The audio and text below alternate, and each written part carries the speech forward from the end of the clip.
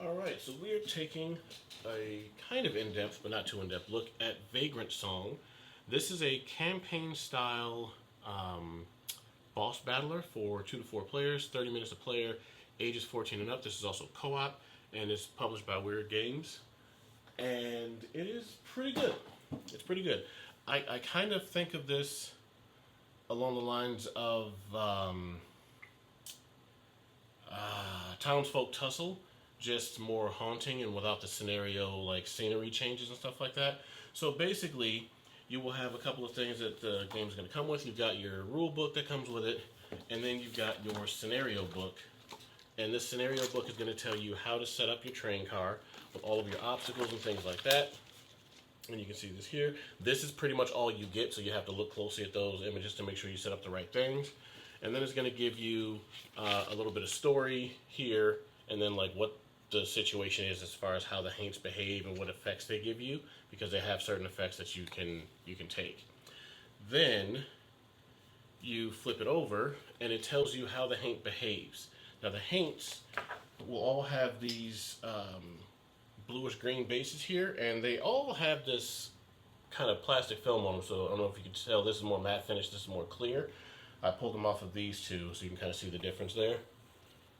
But I typically just leave them on. But your players will have the white bases, and your haints, this is the first one you fight, the turned faces. They look the same on both sides, so you never know what they look like. They will start with the green or bluish base.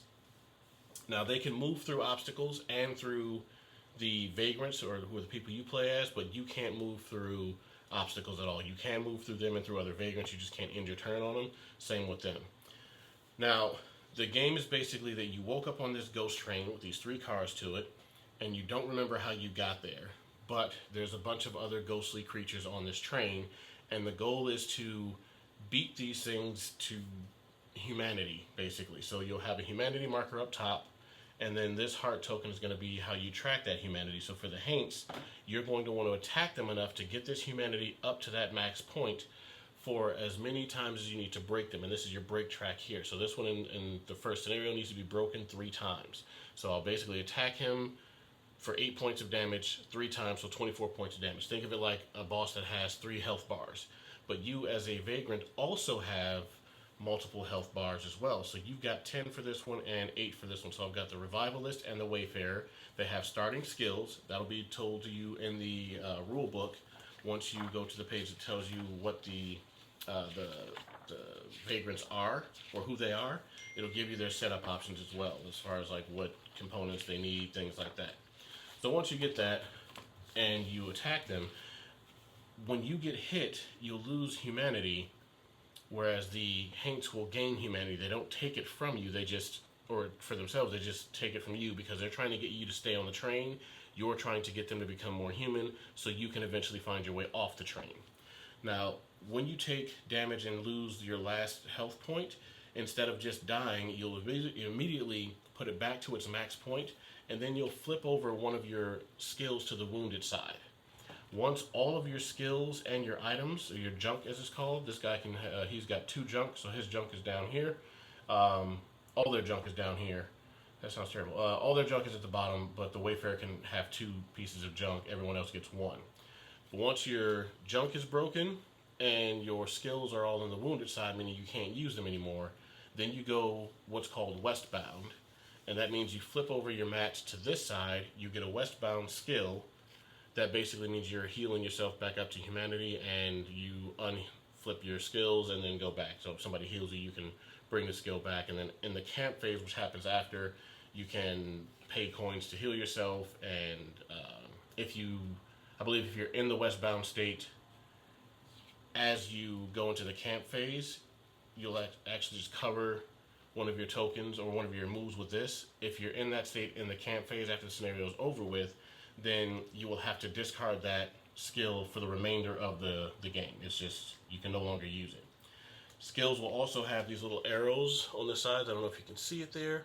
And that means that it can only be used on a certain side of the vagrant's body. So either left or right side, or junk down at the bottom here. And you'll line up the triangles on that with the triangles on your vagrant's board. Haints will have two different moves that they go between. Their good mood, essentially, and then their bad mood. And their skills will change based on the mood that they're in, as well as the cycle effects. And cycle effects, I'll explain that a bit later.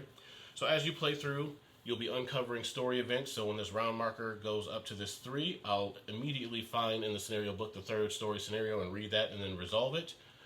When the break marker goes down up here, I'll resolve number 7 and then number 0. And then once I break him the final time, and this would go below 0, that is victory. The victory conditions may change based on the scenario, so keep an eye out for that. You'll also get these player markers or player aids that are going to tell you what each of the moves and symbols mean, and each of the rummage tokens. Now you have this bindle bag here, as they call it, full of these tokens that are here. And these are what's going to determine what the Haint does on their turn, and also be essentially items for you to use on your turn. So in the turn faces case, if I draw the iron nails, I would move toward the break side of the board 3 spaces, so he would run into here from wherever it is. So from here, it would move 3 spaces this way. If I drew the assault token, vagrants in range lose 2 humanity, and for each vagrant that loses humanity this way, move 2 spaces towards the break side. So if I'm in range of his attack, which is 4, I would lose 2 humanity here, and if both of them lost it, which they would, then he would move 4 spaces into here, trying to get to this end of the board. Now once he flips, in that case, the nails will then say roll and tumble. Vagrants in range lose 2 humanity, then move 1 away from the turn faces. So it's only 1 range, but he moves 2. So they don't move if there's no move symbol there. They don't attack if there's no attack in there. But for us, the vagrants, when we draw these, they do different things, and that's what this card is going to tell you. So for the nails, a Haint within range 2 gains 2 humanity. With the candles, you can place it in an adjacent open space, and Haints are drawn to the candle for target priority. And when they move onto the candle, its move ends and the candle is discarded. With the salt, if you're targeted by a Haint, you can use that to ignore the effects of its action. The rabbit's foot, you can use the rabbit's foot as an additional coin during your turn. And with the apple, you can use that apple to heal a wounded skill on yourself. Now, if you're in the camp phase, you have to pay 1 coin to heal that wounded skill. Otherwise, it doesn't work. Now you have general actions that are on your board as well. There's move, there's investigate, there's rummage, which means you go through the bindle bag, and the number by here just tells you how many tokens you can hold at once, not how many you take. You only draw 1 and keep that 1. But if you put all 3 of your coins, which are these things here, and all the coins are marked with the symbol of your character. So the Revivalist has the flowers, the Wayfarer has the feathers, and on the other side there's an A, B, and C. So essentially this is going to be how you allocate your moves. So if I placed, for example, a feather token for the Wayfarer on this feathery friend, I would do that skill, and then I can place it on my move and maybe on my beatdown. Now with these, the move one has a number value. That's how many spaces I would move if I place a coin there. In his case, it's 2. For the bindle bag here, it says I can hold 3 tokens from this bag and then use them at any turn, or any point in my turns. The 6 for the beatdown means when I put a coin here, I have to roll 1 bone and I have to get a 6 or more for it to be a success. Now if I put 2 coins, I'll roll 2 dice, and it's not a combined total, it's I have to get a 6 on one of these die for that to be effective. For the search function or investigate, I need a 4 or better, and then to heal, I need a 3 or better. So the more coins you place on it, the more chances you have to get that, but you don't combine the number of the dice.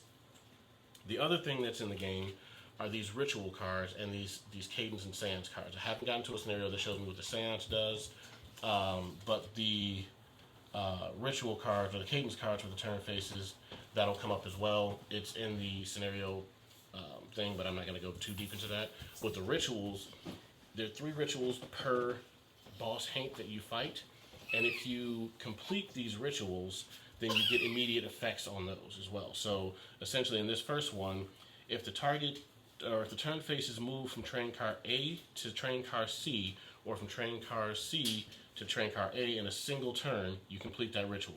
Which means if it moves from this side, even on this space here, all the way down to here, then that's considered, because this light brown one here is considered part of this train car. This one is considered part of this train car, whereas the top one over here is this train car and the bottom one is this train car. So if it moves from C to A or A to C in a single turn, then you flip this and you instantly get that reward. As a team, you remove 2 haint effects to complete this ritual. So if we get haunted twice by the haint moving through us, then we remove that haunting status, then we get this one. After a vagrant suffers a wound, remember by flipping over one of your skills, you complete this ritual. So basically I have to take 8 or 10 damage and then flip one of these over to not use it, and then I'll get that. And those are usually going to have some kind of a good effect on the back that you can use to beat the scenario. Now these tokens are obstacles. They're just things that are in the way, but they are double-sided, so there's different things on other sides based on the scenarios is what going to determine what side you put it on and what they do.